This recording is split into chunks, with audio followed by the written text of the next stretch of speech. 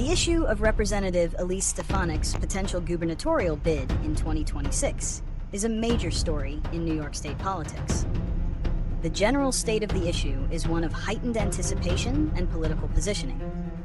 Stefanik's public statements and the creation of her Save New York PAC have made it clear she is seriously considering a run, framing it as a necessary step to combat what she and other Republicans call failed single-party Democrat rule. This potential challenge comes at a time when incumbent Governor Kathy Hochul is seen as vulnerable. While New York is a strongly Democratic state, recent polling shows that a significant number of voters are open to electing someone else besides Hochul. Stefanik's entry into the race would set up a high-stakes and nationally watched contest, pitting a prominent Republican leader against the Democratic incumbent.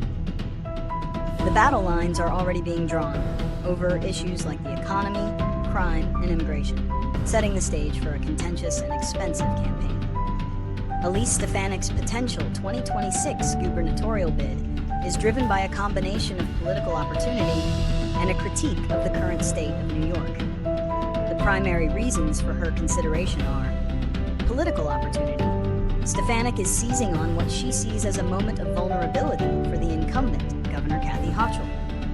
Recent polling has shown Hochul's approval ratings are soft, with a significant number of New York voters open to an alternative. Stefanik, a rising star in the Republican Party, has a strong fundraising network and a national profile that could make her a formidable challenger. Ideological opposition. Stefanik is framing her potential campaign as a mission to save the state from failed single-party Democrat rule. She and other Republicans blame the current administration for issues such as high taxes, crime, and the handling of the migrant crisis. By challenging Hochul, Stefanik aims to give New Yorkers a clear conservative alternative and a chance to shift the state's direction. Her bid would likely focus on these key issues, providing a sharp contrast to the current Democratic leadership. If Representative Elise Stefanik formally announces a 2026 gubernatorial bid, the consequences will be significant both for New York and for national politics. The most immediate impact would be a high-profile and expensive gubernatorial race. The contest would attract national attention and funding, making it a key battleground in the 2026 midterm elections.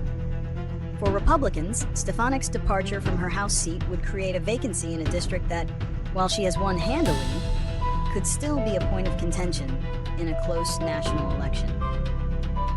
Her departure from House leadership would also have an impact on the GOP's internal power structure. For New York Democrats, the consequence is a more challenging re-election for Governor Kathy Hochul. While New York is a blue state, the 2022 election showed that a well-funded, high-profile Republican can make the race competitive.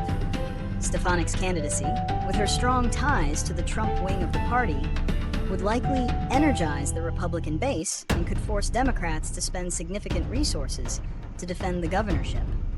Ultimately, the consequences hinge on whether Stefanik can overcome New York's liberal voter base and whether her national profile is an asset or a liability.